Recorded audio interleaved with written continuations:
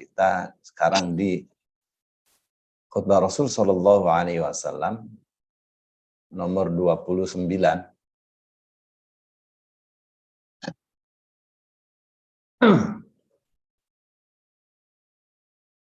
Ini judulnya Sengsara Sebatang Kara.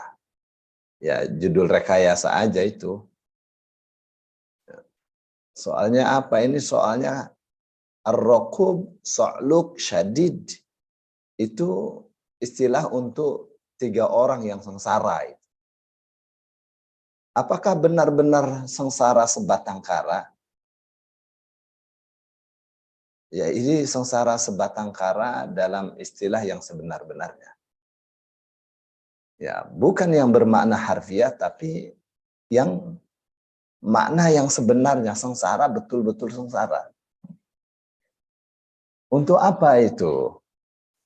Diberitahukan kepada kita ya sebagai warning agar itu tidak menimpa kita. Tuh, yang jelas ya, kalau orang mengikuti hidayah Allah itu tidak akan sengsara. Karena Allah mengatakan faman ittaba'a hudaya fala yadhillu wa la yashqa. Siapa ikut hidayahku maka dia tidak tersesat dan tidak sengsara. Ya. Ma anzalna 'alaikal Qur'ana litashqa. Kami tidak turunkan kepadamu Al-Quran agar kamu sengsara. Kenapa justru Al-Quran diturunkan? Agar kamu bahagia, sejahtera. Begitu tuh. Konsepnya tuh. Ya. Jadi bagaimana ini terjadi macam sengsara sebatang kara ini asalnya bagaimana itu? Ya, kita lihat saja karena Rasul Shallallahu Alaihi Wasallam punya definisi khusus. Ya, seperti tahukah kamu orang yang muflis, ya orang yang bahasa kitanya apa ya? Muflis itu orang yang kalau jualan habis barang, habis uang, utang numpuk, apa namanya? Bangkrut. Bangkrut. Tahu kamu orang yang bangkrut, kolaps. Ya mereka mengatakan ya orang bangkrut itu orang yang jualan, barang habis, duit habis, hutang numpuk. Itu bangkrut. Ya, kata Rasul bukan. Orang yang bangkrut itu orang yang menghadap Allah dengan segunung pahala, tapi wa yasubbu hadza wa yasubbu hadza. Tapi dia menghina orang ini, menghina orang itu. Membunuh orang ini, membunuh orang itu. Sehingga semua kebaikannya diberikan kepada orang-orang yang dia bersalah kepadanya. Kepada orang yang dia zalim. Sampai akhirnya habis kebaikan dia, masih ada orang yang dizalimi dan dia tidak bisa membayar dengan kebaikannya, maka keburukan dia ditimpakan ke pundaknya. Itu yang disebut rugi. Nah, itu yang disebut bangkrut. Nah, ini tentang orang yang rugi, sebatang kara. An rajulin syahida Rasulullah. Dari seorang yang pernah hadir, yang menyaksikan Rasul Shallallahu Alaihi Wasallam yakhtubul khutbah. Qala, di antara khutbahnya Rasul mengatakan, tadruna mar-raqub. Apakah kalian mengetahui apa itu raqub? Qalu, mereka mengatakan alladzi la walada lahu. Raqub adalah orang yang tidak punya anak.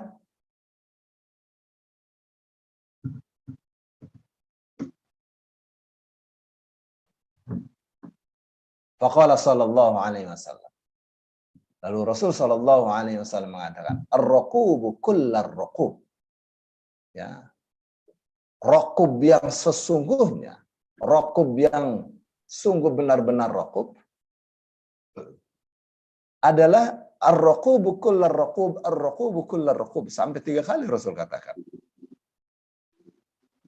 Raqub yang sesungguhnya, raqub yang sesungguhnya, raqub yang sesungguhnya itu alladzi lahu waladun.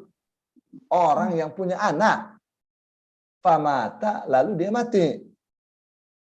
Walam yuqaddim minhum syai'a. Dan dia tidak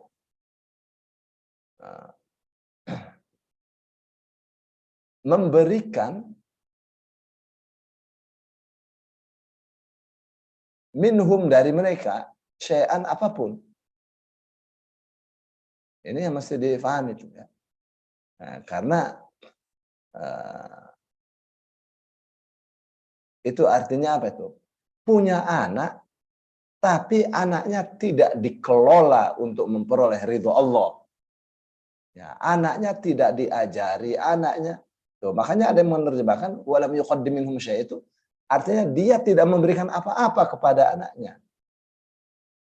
Itu yang disebut raqub. Bukan orang yang tidak punya anak, tetapi anaknya tidak dididik. Tuh. Gitu ya.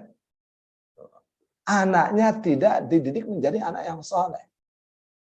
Itu yang disebut raqib. Yang disebut raqub ya.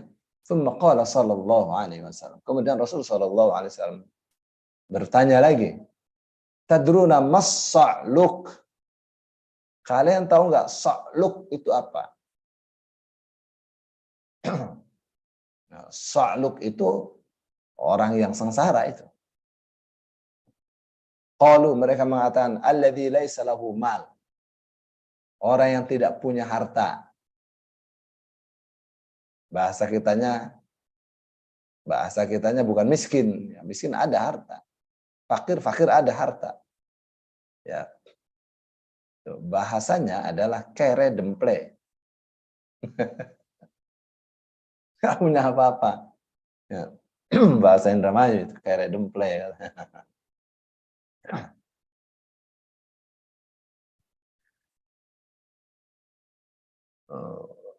Faqala sallallahu alaihi wasallam, Rasul sallallahu alaihi wasallam bersabda, as-sa'luku kullas sa'luk, as-sa'luk kullas sa'luk, as-sa'luk kullas sa'luk. 3 kali. Yang disebut sa'luk sesungguhnya, sa'luk sesungguhnya, sa'luk sesungguhnya, alladzi lahu mal. Justru orang yang punya harta. Famata, lalu dia meninggal, walam yuqaddim minhu syai'a. Ya, dan dia tidak memberikan apapun dari hartanya itu. Sedekah tidak, zakat tidak, infak tidak, wakaf tidak, ada harta dia sebenarnya. Itu sa'luk itu. Ya.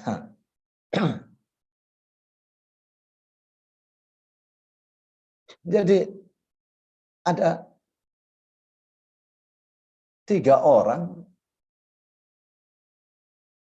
dipanggil untuk datang ke pengadilan.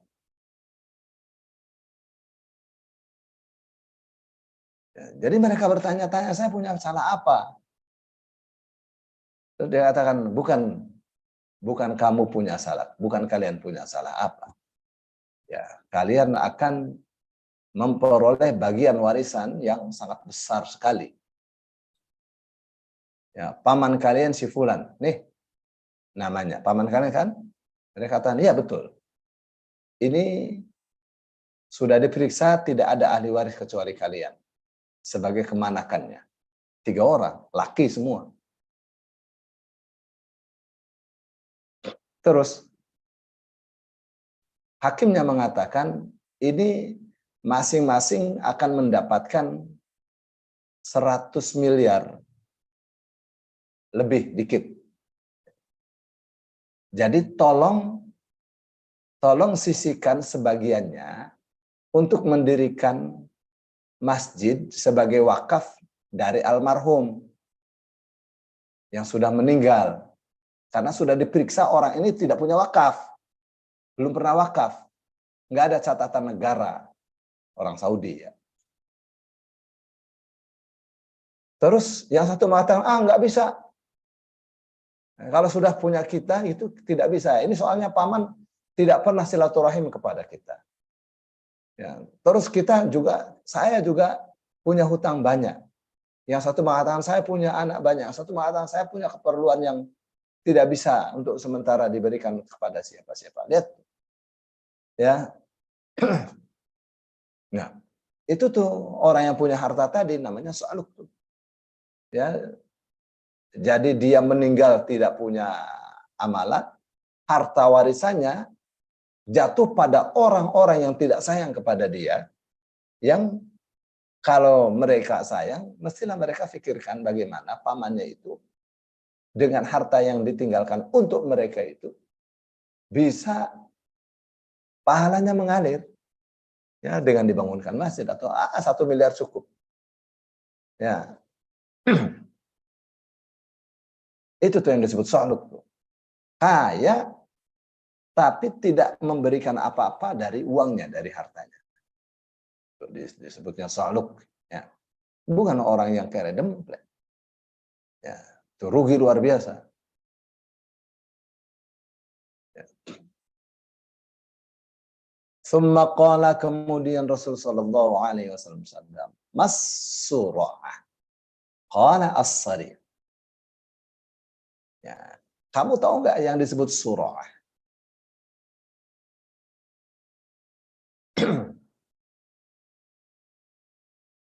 Jadi mereka mengatakan yang disebut sura'ah itu orang yang tidak bisa dikalahkan. Orang yang kuat luar biasa itu sura'ah. Sorry ya. Model-modelnya Habib Nurmagomedov. Ya, nggak pernah kalah dia kalau gulat. Itu sore ya, itu namanya. Faqala sallallahu alaihi wasallam, lalu Rasulullah sallallahu alaihi wasallam bersabda, "As-sura'atu kullas sura'ah." As-sura'atu kullas sura'ah, as-sura'atu kullas sura'ah. Yang disebut sura'ah, yang sesungguhnya, yang sesungguhnya, yang sesungguhnya, ar-rajulul ladzi yaghdab. Seorang yang marah, fashtaddu ghadabuhu. Lalu kemarahannya sangat menjadi sangat. Wa yahmarru wajuhu, wajahnya memerah. Wa yakhsha'irru sya'ruhu, ya, bulu kuduknya berdiri. Ya, fa yusri'u ghadabahu. Lalu dia membanting kemarahannya. Kemarahannya dikalahkan sama dia. Tidak jadi marah. Marah tapi tidak jadi marah. Itu namanya sari. Ya. Jadi orang yang sabar luar biasa itu namanya orang yang sari. Orang yang perkasa. Yang dapat mengalahkan amarah. Ya. Jadi tambah sekali ya dari khutbah Rasul Shallallahu Alaihi Wasallam itu pesannya adalah pertama, jangan jadi orang yang sengsara sebatang kara. Kapan itu punya anak tapi anaknya tidak dididik? Ya, punya anak tetapi tidak memperoleh kebaikan dari anak. Ya, dia tidak memberikan manfaat kepada anak-anaknya dan tidak memberi manfaat kepada orang lain dari hasil didikannya. Ya, itu yang disebut rokub. Ya. Sekarang orang tidak punya anak, tapi saya harus punya anak asuh, anak yatim. Terus dia pilih yang ngafal Quran, yang waduh, ya, didoakan menjadi orang, memberi manfaat banyak. Ya, itu bukan saluk namanya, bukan rukub. Ya. Itu orang yang sangat beruntung sekali. Jadi orang yang punya anak tidak ada manfaat dari anaknya untuk diri dan orang lain, itu orang yang sengsara sebatang kara. Ya, jadi pesannya adalah dikelola anak itu supaya menjadi anak yang soleh. Ya, Rasul sudah pesan jangan mati kalau belum punya anak yang soleh. Kalau saya nggak punya anak, tenang aja, banyak anak orang lain. Ya, kita didik menjadi anak yang soleh. Ya. Pahalanya akan mengalir.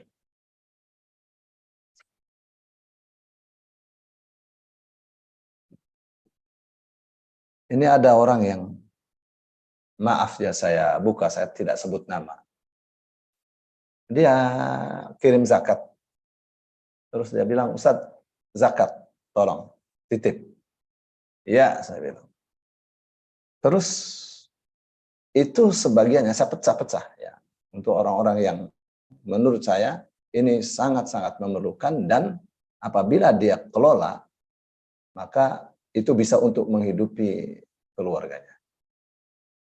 Satunya saya berikan kepada anak yang menghafal Quran. Salah satunya ya. Dan dengan dia daftar, itu dia berhasil memperoleh beasiswa 4 tahun kuliah. Free. Jadi kita kasih pendaftaran untuk dia. Nggak mahal, 2,5 juta saja itu. Itu seperti dengan 2,5 juta itu, dia memberikan kepada satu anak itu biaya kuliah, makan, minum, full 4 tahun. Katakan untuk makan minum dia sebulan 1 juta aja. Ya. Ya kan? 1 juta saja. Terus untuk 1 semesternya 5 juta. Ya, jadi seperti dia kasih duit sama dia 17 juta kali 4. Ya. Jadi beruntung sekali. Ya, dari sisi materi sangat beruntung, dari sisi tanya anak ini hafal 30 juz dengan kuliah takhususnya di ilmu Al-Qur'an. Oh, luar biasa, luar biasa. Ya, Masya Allah, beruntung sekali. Baik.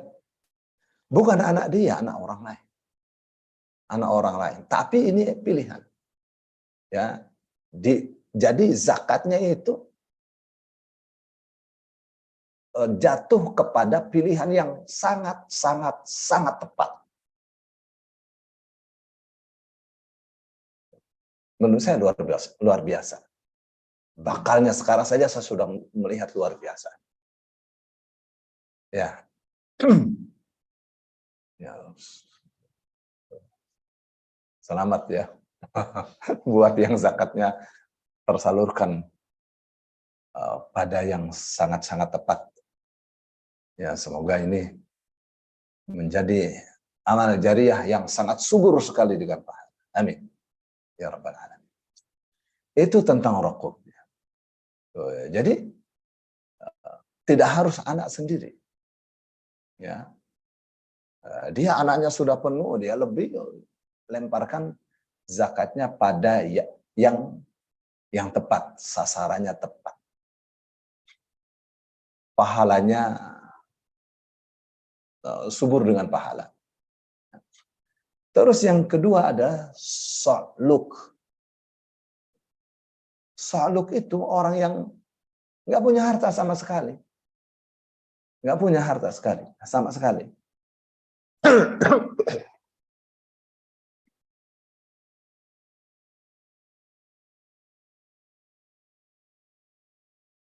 Ada orang yang tanya, Ustadz, saya punya adik, itu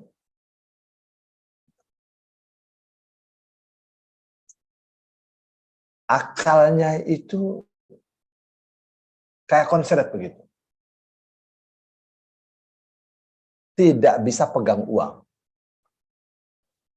Dia gajinya 35 juta kala itu. Ya, profesinya, ya saya tidak sebutkan profesinya. Sebab nanti ketahuan. Ya, profesinya X. Pokoknya hari ini dapat 35 juta, 2 hari kemudian hilang, habis. Jadi akhirnya istrinya nuntut cerai, istrinya dicerai. Sekarang, jadi yang kena kita akhirnya. Rumah tidak punya, hidup harus, jadi saya yang bayari kontrakannya, saya yang kasih, waduh, berat ya. Tapi ya bagaimana dia kakaknya?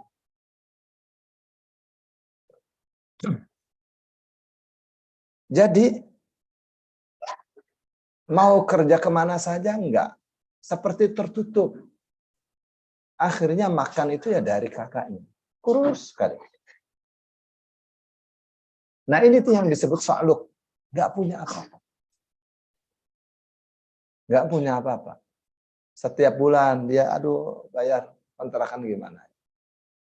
Minta lagi ke kakaknya. Ya. Istri enggak punya, anak enggak punya. Bukan anak enggak punya, anak tidak dengan dia. Ya, sama ibunya. Itu sa'luk makna harfiah itu. Nah, Rasulullah SAW katakan sa'luk itu ya bukan itu. Sa'luk itu ya orangnya ya, kaya. Tetapi tidak memberikan apapun dari kekayaannya. Kaya sebenarnya. Seperti tadi yang saya contohkan.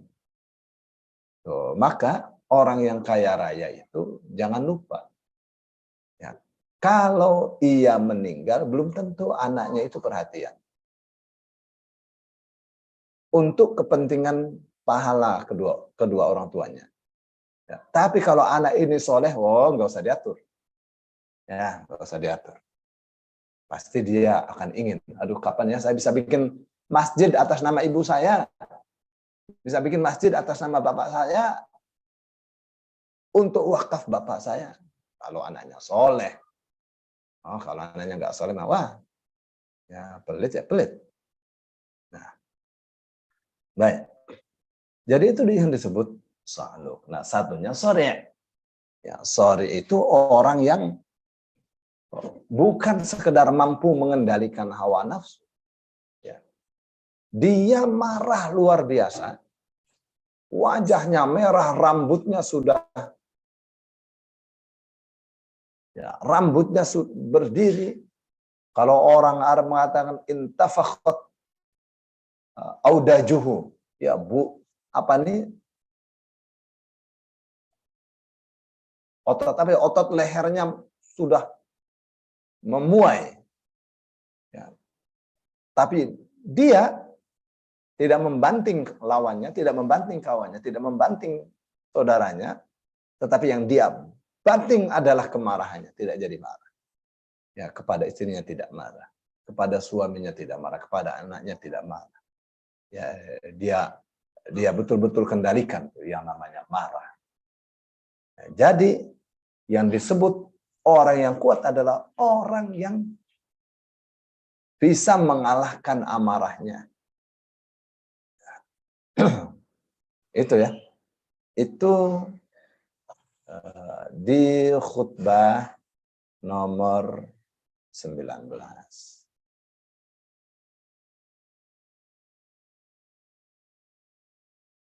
Baik, ini karena hadis nomor 30 ini sangat pendek ya, maka kita sertakan saja sekarang.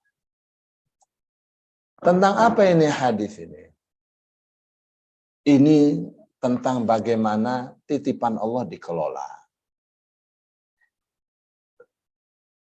Dari Jabir bin Abdullah radhiyallahu anhu qala, ia mengatakan khatabana Rasulullah. Khutbah kepada kita Rasulullah sallallahu alaihi wasallam. Faqala, lalu beliau mengatakan, man kanat lahu ardun, barang siapa memiliki tanah, fal yazra'ha, maka hendaklah ditanami tanah itu. Au fal yuzri'ha, maka hendaklah tanah itu suruh orang lain menanaminya. Dia nggak bisa tanam, suruh orang lain menanam. Aduh, saya nggak bisa, nggak punya untuk bayarnya. Sewakan. Bukan disewakan. Suruh orang lain menanamnya. Suruh orang lain. Ya, bayar. Kalau nggak ada untuk bayarnya, itu baru. Maka Rasul SAW mengatakan, wala yu'ajir. Dan jangan tanah itu disewakan. Lihat, pesannya tuh. Jangan disewakan.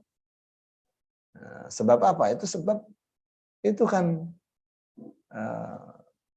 amanat dari Allah untuk dikelola, kok malah disewakan. Ya. Jadi intinya apa itu? Intinya ya Rasul Shallallahu Alaihi Wasallam mengajarkan kepada kita bahwa titipan itu harus dikelola. Punya tanah itu satu anugerah. Jangan disewakan, jangan dijual.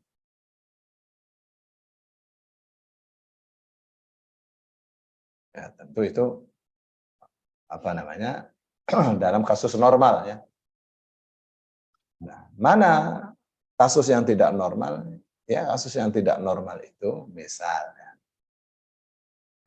tanah warisan. Ada berapa nih? Ya, ada 1 hektar. Yang mewarisi ada 20. Jadi bagaimana itu? Yang bagus ya tetap jangan dijual. Dikelola tanah itu, ditanami, hasilnya dibagikan. Begitu. Jadi terus produktif tanah itu. Baik ya, jadi jangan tanah itu ditinggalkan begitu saja tanpa dikelola. Ya, dibiarkan saja itu tanahnya sendiri padahal. Ya, karena itu tidak ada manfaat. Jangan dijual karena itu akan bikin rugi. Ya. Jangan pula disewakan. Ya, karena kalau disewakan ya namanya disewakan dapat dikit aja.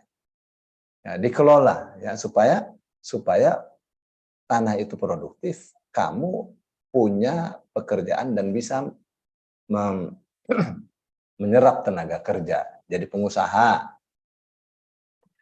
Itu nasihat Rasul Shallallahu Alaihi Wasallam. Samanya seperti misalnya harta anak yatim. Rasul katakan harta anak yatim itu dikelola supaya tidak termakan oleh zakat. Jadi kalau dikelola itu akan naik. Tapi kalau tidak dikelola, dia akan termakan oleh zakat. Tahun depannya termakan oleh zakat. Ya, andaikan harta itu stuck. Jadi dia harus dikelola supaya bisa memberikan kesejahteraan. Sama seperti uang itu disimpannya, nilainya akan susut, akan turun. Tapi kalau uang itu bekerja, kalau dibelikan emas, nilainya naik. 10 tahun itu nilainya naik, kalau tidak salah ya, 10%. Atau 50%, berapa? 10 tahun. 10 tahun tuh, nilainya naik. Jadi kalau nabung emas 10 tahun, itu nilainya akan naik signifikan sekali. Lebih hebat lagi kalau dibelikan tanah, ya nilainya akan naik lebih cepat dibanding emas, nilai nominalnya. Dan itu akan lebih hebat lagi kalau dikelola tanahnya, karena itu lahan. Dan saya kira ini sampai di sini dulu ya. Asik. Bapak Ya, Ibu, Ustaz. sampai hadis 30. Ya. Iya. Baik, Ustaz, terima kasih banyak. Bapak Ibu, silakan yang ingin bertanya terkait dengan apa yang Ustaz sudah sampaikan pagi ini.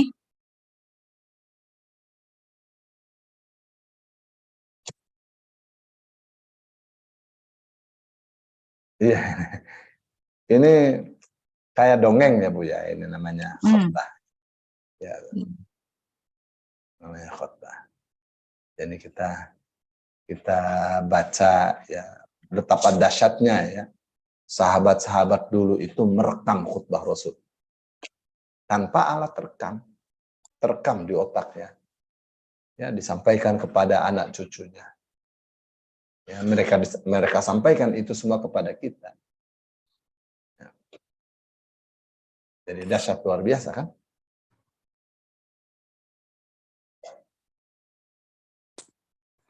Baik, Bu Nini. Ya, Kalau tidak ada, ya silakan. Silakan. Ya, Pak Ustadz. Nah, saya ini Pak, punya tanah warisan itu karena di Solo saya nggak bisa ngelola kan, itu saya sewakan per tahun katakan 5 juta. Itu termasuk boleh nggak Pak Ustadz? Jadi Rasul kasih nasihat jangan disewakan. disewakan satu disewakan, saya sewakan, yang satunya itu digarap tapi bagi hasil gitu Pak Ustadz. Gimana nih? Ya udah, lebih bagus digarap bagi hasil daripada disewakan. Itu sih nasihat Rasul. Wala yu'ajir, itu jangan disewakan. Bagi hasil lebih bagus mudharabah murabahah. Iya, iya, iya. Jadi dia yang garap, yang ini dia bagi hasil. Tapi yang ini ada nggak ada yang ini maunya pokoknya saya maunya sekian aja lah. Jadi nggak bagi hasil. Berarti termasuk yang nggak boleh disewakan ya Tat ya. Iya, itu Rasul punya nasihat. Rasul Hmm. punya nasihat. Ya. Dan ini kan urusan apa ini? Urusan dunia. Iya, iya, Ya? iya. Jadi urusan dunia itu berlaku kaedah antum a'lamu bi umuri dunyakum. Ya, kalian lebih mengetahui tentang urusan dunia kalian. Ya, jadi Pak Yamto kan punya matematika sendiri. Jadi kalau untuk urusan dunia, ini kan urusan dunia. Untuk urusan dunia, ya boleh jadi orang itu kan nasihat dari Rasul Shallallahu Alaihi Wasallam kasih nasihat tuh ya, supaya apa? Saya melihatnya ya, supaya lahan itu dikelola sendiri. Kenapa? Karena itu adalah amanah, gitu kan? Iya, iya. Tapi kan boleh jadi orang saya tidak bisa kelola. Saya ada tanah untuk kelola itu. Pertama saya tidak ada pengalaman, ya tidak ada ilmu. Satu ya. Terus yang kedua tidak ada modal. Wah banyak hitung-hitungannya. Terus yang ketiga, kalau saya sewakan kepada saudara saya. Jadi sekaligus saya menolong dia, misal. Iya. Gitu kan. Jadi untuk urusan dunia itu berlaku kaidah antum a'lamu bi umuri dunyakum. Ya, kalian lebih mengetahui urusan dunia kalian. Ya, ini Ustaz kalau saya memang beli apartemen. Ya, di Bandung misal. Saya ada apartemen. Ya, justru itu untuk disewakan. Justru itu untuk disewakan misalnya. Investasi ya. Ya, ini urusan. Nah, kalau tidak disewakan, ya akan kena kita. Ya, setiap tahun itu berapa puluh juta misalnya untuk bayar keamanannya segala. Apartemen itu berat. Ya, berat.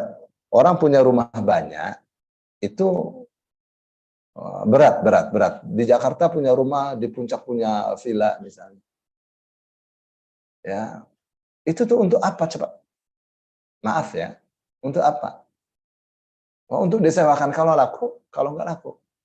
Iya, iya. Rumahnya tidak ditempati, yang nempatin jin setan. Ya kan? Akhirnya nyuruh orang nempatin sampai beranak pinak di situ. Ya suruh nempatin, ya digaji. Lihat, ya pintaran dia daripada kita. Ya kan? Ada terjadi begitu? Ada. Banyak terjadi. Banyak, Ya. banyak. Tapi itu apa namanya? Allah punya rahasia. Ya. Sampai beranak cucu di villa yang besar itu. Ya, setiap bulannya dapat dikirim sekian juta gitu karena merawat rumahnya. Nah, kalau dia akan datang, saya sebulan lagi datang situ ya, tolong disiapkan bersih. Senang. Ya, cuma untuk kesenangannya saja.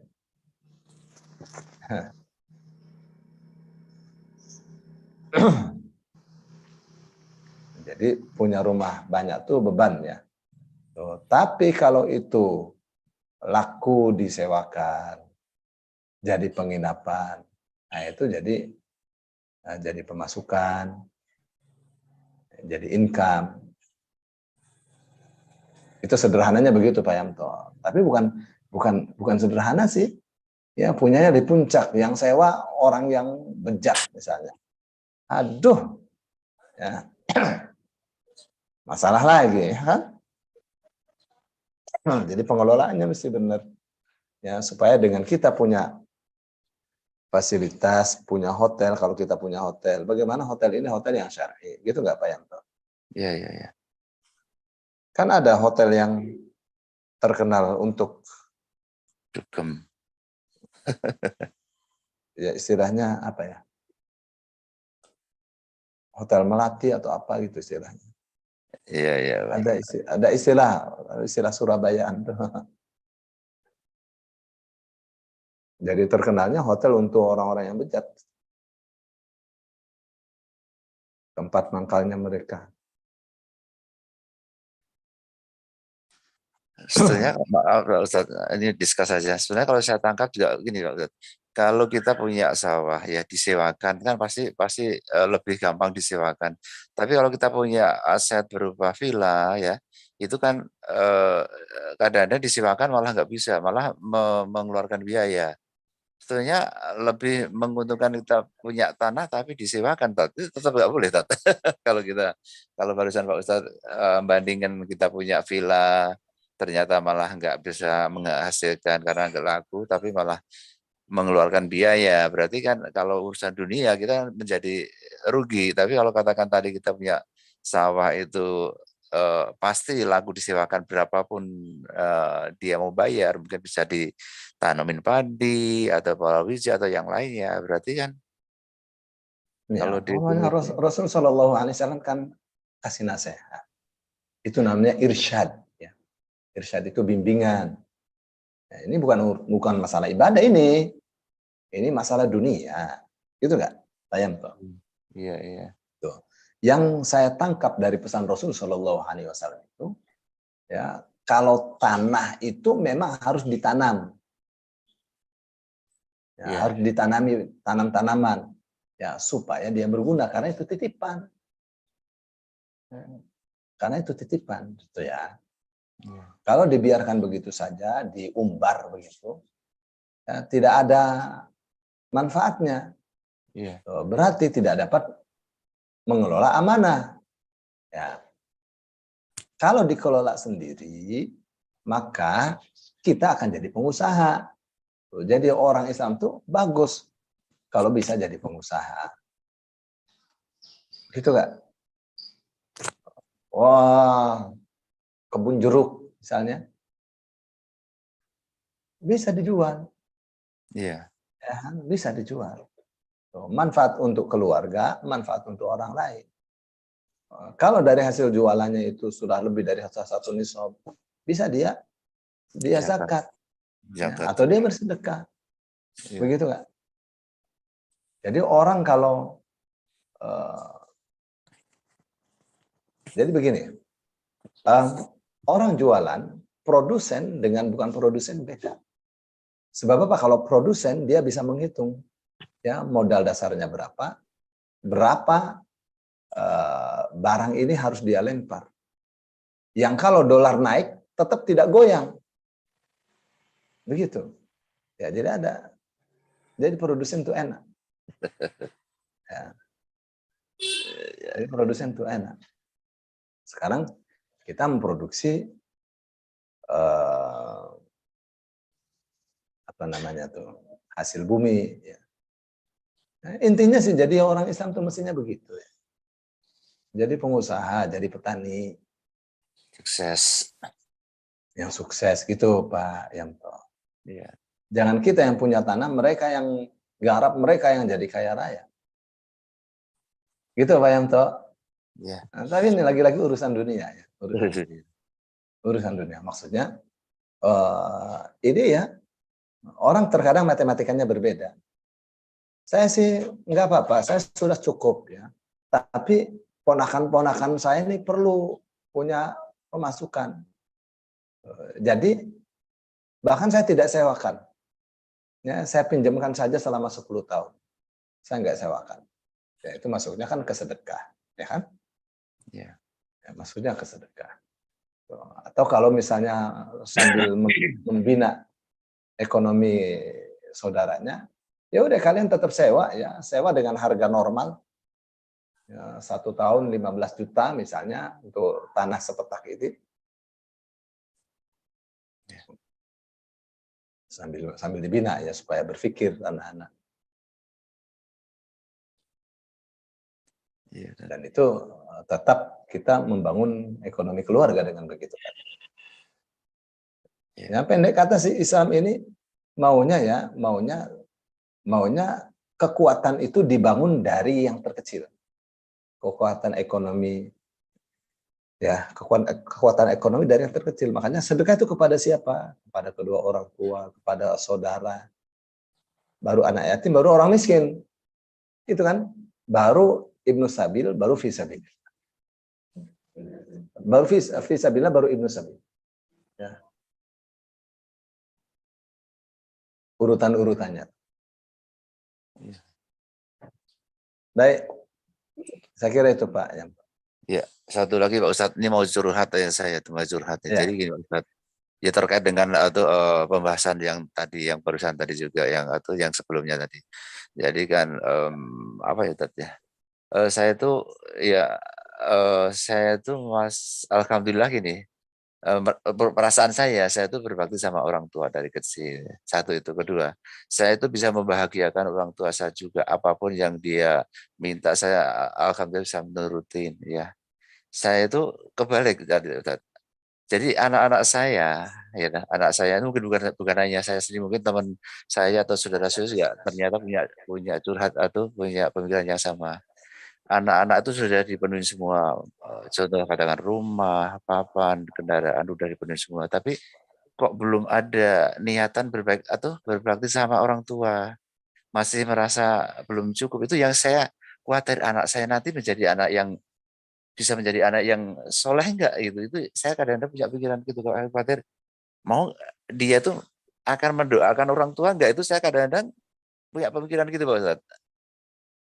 Jadi ternyata ya gitu, teman saya, saudara juga, saya juga gitu. Anak-anak sekarang tuh beda. Oh, kalau ada maunya aja baru ngubungin orang tua. Nah, itu gimana Pak Ustadz? Kalau nggak ada Ya, jadi perlu kadang-kadang diem aja sampai kapanpun nggak telepon nggak apalah. Dulu saya tuh inget banget sama orang tua saya tuh.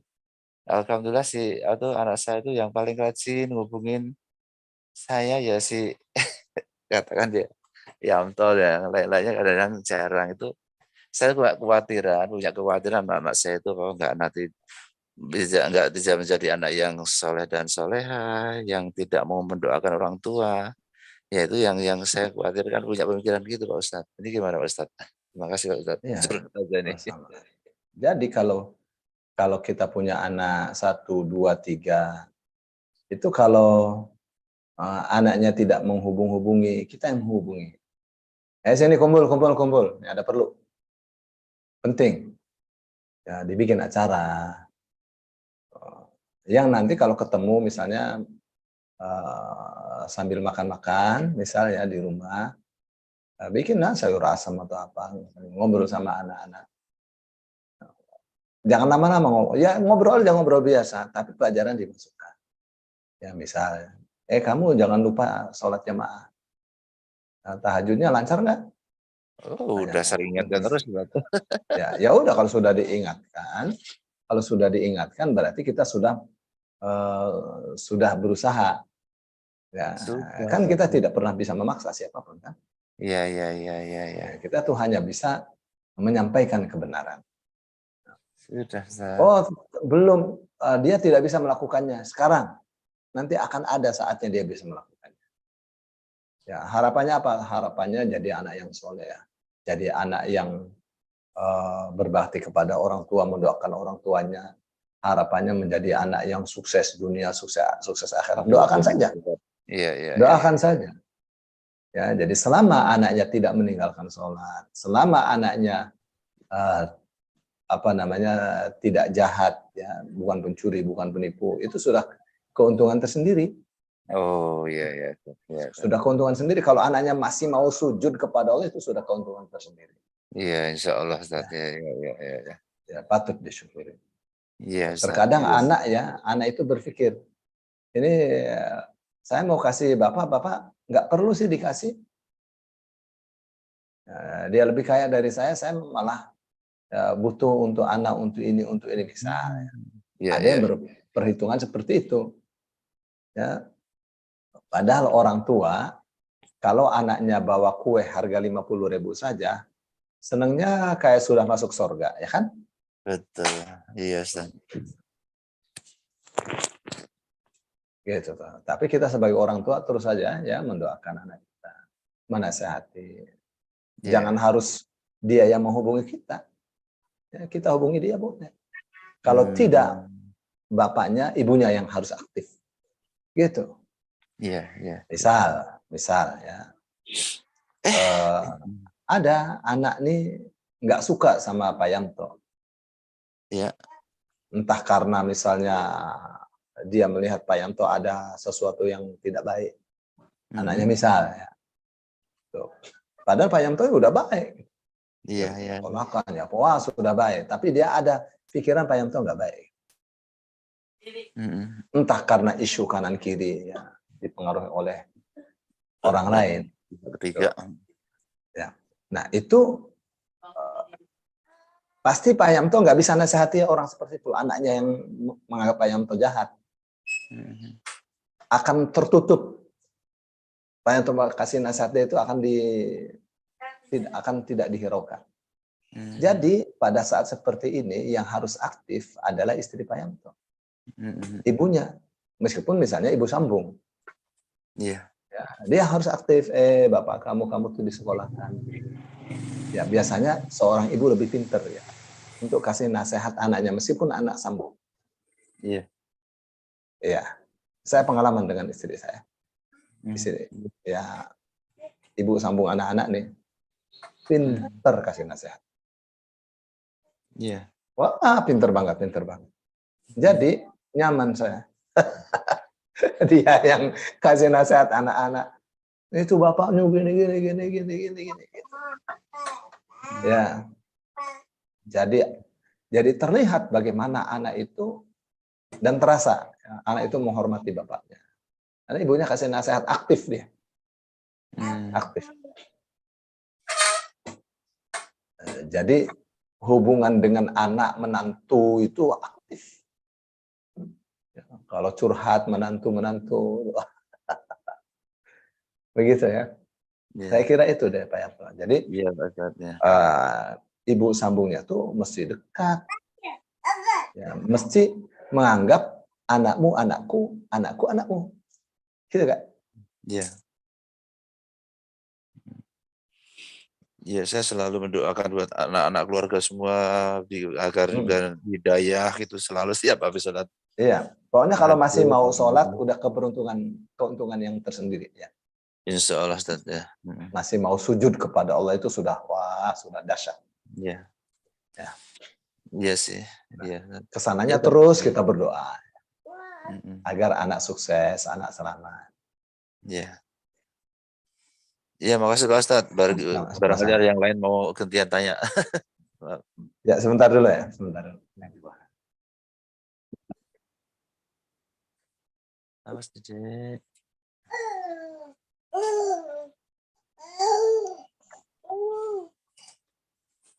Cucunya Pak Yanto itu.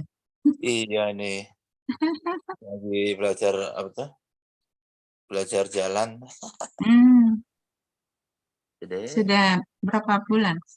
10 Ini udah setahun belum ya. setahun. Cewek agak ini. Beda-beda sih, kemarin yang cowok itu 11 bulan udah jalan. Ini udah 1 tahun lebih belum bisa jalan.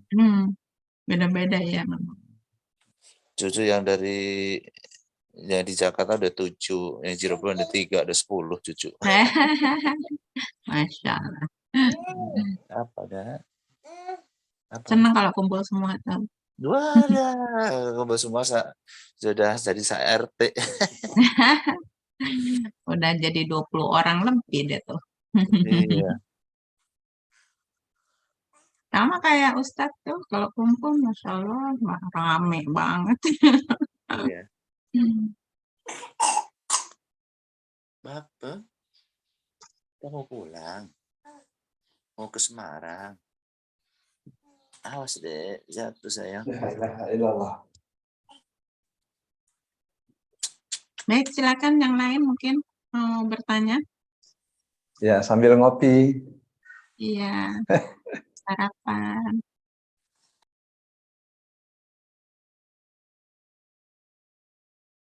Di YouTube banyak juga Ustaz, ada 14. Ini musimnya orang pada nikahan ini.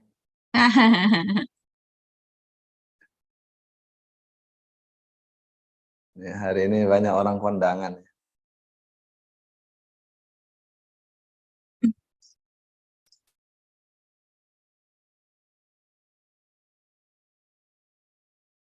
Tidak ada pertanyaan lagi?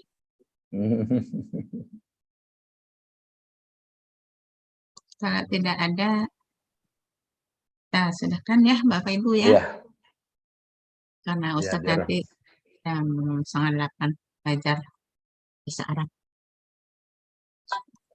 Baik, saya terima kasih banyak Jazakallahu khairan katsiran, dan Bapak Ibu Oh iya. terima kasih Jazakumullahu khairan katsiran atas kehadirannya di kajian subuh ini, dan kita akan lanjutkan di pekan depan insyaallah. Semua bisa hadir kembali, dan kita tutup kajian subuh pagi ini dengan alhamdulillah. Alhamdulillah rabbil alamin.